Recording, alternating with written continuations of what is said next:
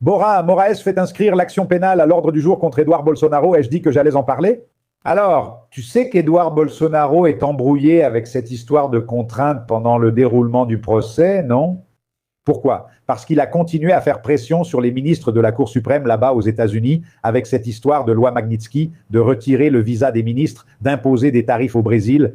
N'oublions pas que Donald Trump a écrit dans la lettre où il a imposé les premières taxes qu'il fallait mettre fin au procès de Bolsonaro, que c'était la raison pour laquelle il imposait ces taxes. Tout cela, c'est de la coercition dans le cours du procès. Tu fais pression sur le juge qui va juger ton père pour que ce juge ne condamne pas ton père. C'est de la coercition pendant le procès. Il a été dénoncé et mis en examen par la police fédérale, le ministère public et le procureur général de la République. Comme il était encore député fédéral et bénéficiait du privilège de juridiction, le procès a lieu à la Cour suprême fédérale. Et Xandão, qui est le rapporteur, a déjà transmis à la première chambre, voilà, le procès de Flavio Dino peut déjà être fixé. Pourquoi Flavio Dino? Parce qu'il est le président de la première chambre. Et le président, souvenez-vous toujours, en politique et en justice, le président a le contrôle de l'ordre du jour. C'est lui qui décide ce qui sera voté, il décide ce qui sera jugé, la date, ce qui ira au jugement, ce qui n'ira pas. C'est toujours le président. Flavio Dino préside la première chambre. Xandão attend juste qu'il fixe la date du procès. Ce sera un procès en présentiel. Ce ne sera pas ce système de soumettre les votes par Internet, qu'est-ce le plénum virtuel, rien de tout ça. Ça va se passer là. Tout le monde va discuter, tout le monde va argumenter, débattre pour juger Eduardo Bolsonaro. Ce procès pourrait encore avoir lieu ce mois-ci. Le 3 juin, le mois débute à peine. Cela peut arriver très vite. Et si ça arrive, Eduardo Bolsonaro devient inéligible. Oui, pour 8 ans, parce qu'il sera condamné par un organe collégial, n'est-ce pas, qui est la Cour suprême fédérale. Donc c'est un collège de juges qui votent et rendent leur décision.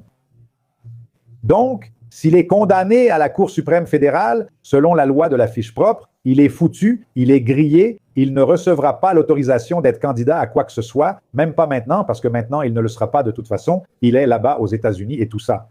Même pas à l'avenir, parce que c'est 8 ans, n'est-ce pas? Et cette inéligibilité ne peut pas être annulée à cause de la condamnation qu'il a. Et c'est une condamnation définitive, n'est-ce pas? Il peut faire un petit recours ici, un autre là, juste pour retarder la sentence, mais pas pour changer la sentence, s'il est condamné à la Cour suprême fédérale. Pourquoi? Parce qu'il n'y a aucune instance au-dessus de la Cour suprême fédérale.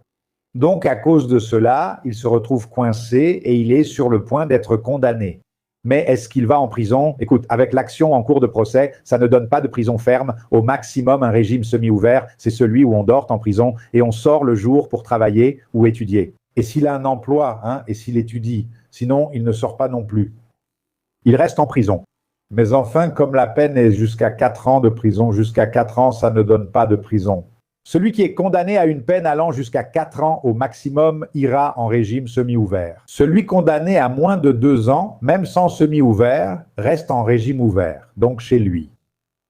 Il ne se passe rien, il perd juste son statut de primo-délinquant, n'est-ce pas? Mais de 2 à 4 ans, c'est le régime semi-ouvert. Même celui qui est condamné à plus de 8 ans de prison, celui-là va en régime fermé. Mais celui qui prend plus de 8 ans, celui qui prend moins, a cette possibilité du régime semi-ouvert. Donc c'est pour cela d'ailleurs qu'Alexandre de Moraes n'a pas ordonné la détention provisoire d'Eduardo Bolsonaro. Parce qu'il aurait pu ordonner la détention provisoire d'Eduardo Bolsonaro pour qu'il arrête de faire pression sur les ministres. Mais comme c'est un crime qui ne mène pas en prison, justement à cause de cela, si le crime ne mène pas en prison, le ministre ne va pas ordonner la détention provisoire du gars, sachant que même s'il est condamné, il ne restera pas en prison. C'est pour cela qu'il n'y a pas de mandat d'arrêt contre Eduardo Bolsonaro, Dudu Bananinha. Le retour de Datena en politique. Mon ami Datena, celui du coup de chaise, a dit qu'il allait revenir. Il a quitté le parti où il était au PSDB, il est retourné au PSB, le parti de Geraldo Alckmin, le vice-président, n'est-ce pas? Et pourquoi est-il revenu? Parce qu'il a l'intention d'être candidat au poste de député fédéral. Et le PSB l'encourage. Vas-y Datena, vas-y, allez, donne-lui un coup de chaise. Non, pas ça, présente-toi. Tu sais, le petit diable qui parle à l'oreille, c'est le groupe PSB qui parle à l'oreille de Datena. Vas-y, présente-toi au poste de député fédéral, tu vas être élu et tout ça. et d'Athéna qui a été mordu par le virus de la politique, n'est-ce pas? Et alors, il a aimé, il a dit que non, qu'il n'aurait pas dû être candidat et tout ça. Mais il a aimé, et maintenant peut-être il dit qu'il y pense sérieusement. Sérieusement. Ce n'est pas une élucubration de quelqu'un qui ne sait pas de quoi il parle, non. D'Athéna dit qu'il envisage sérieusement de se présenter cette année aux élections au poste de député fédéral. Alors, on va voir d'Athéna faire des histoires lors de ces élections. Tu peux t'y attendre. Claude Mire dit ceci, écoute, nous devons élire des députés et des sénateurs de la majorité. Je suis d'accord. Nous devons changer le profil du Congrès national. Parce que le profil du Congrès aujourd'hui est extrêmement réactionnaire et ne fait que nuire au Brésil. Soyons attentifs à nos choix électoraux, c'est essentiel. Claude Mire envoie aussi ses salutations de Mauá, São Paulo. Merci Claude Mire pour ta contribution et pour l'accolade.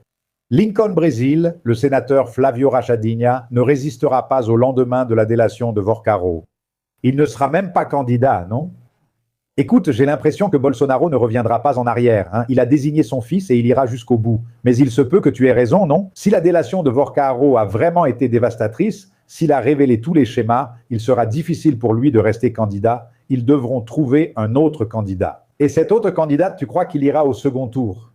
Tu crois qu'il va réussir à garder les voix des bolsonaristes unis? Flávio porte le nom Bolsonaro et pour eux, il est essentiel de le garder sur le bulletin, même en cas de défaite. Mais si la délation est vraiment dévastatrice, il risque même de ne pas être candidat, Monsieur Palacio. Ricardo Mello, tu penses qu'ils vont encore laisser Vorcaro tranquille? Il a renouvelé son abonnement et est dans la police fédérale. Toi aussi, tu peux devenir membre de la chaîne. S'il le relâche, je n'ai aucun doute. Mais tant qu'il reste à la police fédérale, il est protégé, non? Et donc maintenant, il peut être protégé. Mais, et ceux qui sont proches de lui, on ne peut pas savoir. Marise Luzia. Vous avez vu une déclaration d'Oculumbre disant que la PEC des contre-comptes 6x-1 doit passer par toutes les commissions de procédure alors que cette atrocité n'a même pas pris 2 minutes. Des criminels. Exactement, Maryse. Il a vraiment dit ça. Il a indiqué qu'elle doit au moins passer par la commission de la Constitution et de la Justice. Mais il y a des sénateurs de l'opposition, bien sûr, ceux qui veulent faire tomber cette proposition qui met fin au système 6661, qui demandent aussi qu'elle passe par la commission des affaires économiques ou qu'une commission spéciale soit créée pour traiter cette PEC. Rien n'indique que cela va arriver, mais à la commission de la Constitution et de la Justice, tout laisse penser que oui. N'est-ce pas? Parce qu'ils ne vont pas se presser. Et pourquoi ne vont-ils pas se presser? Parce qu'ils ne veulent pas approuver cela à temps pour bénéficier à Lula. À temps pour que Lula récolte les voix, pour que le citoyen soit content et dise « Je vais voter pour Lula parce qu'il a réduit ma semaine de travail à 40 heures ». Donc, pour ne pas laisser le temps, pour que l'effet n'ait pas lieu avant l'élection, ils font tout pour retarder. Ils savent qu'ils ne pourront pas empêcher cela. Cette année, le système 6x1 prend fin. Ça va finir. Parce que même s'il modifie au Sénat, quand il modifie au Sénat, ça doit revenir à la Chambre. Et la Chambre a déjà approuvé votre proposition avec une majorité écrasante. Et elle peut simplement rétablir cette proposition qui a été approuvée. Et là, ça devient un amendement à la Constitution. Donc, en fait, ils savent que même s'ils modifient, la seule chose qu'ils font, c'est retarder le processus. Ils font traîner les choses pour essayer d'empêcher Lula d'en bénéficier.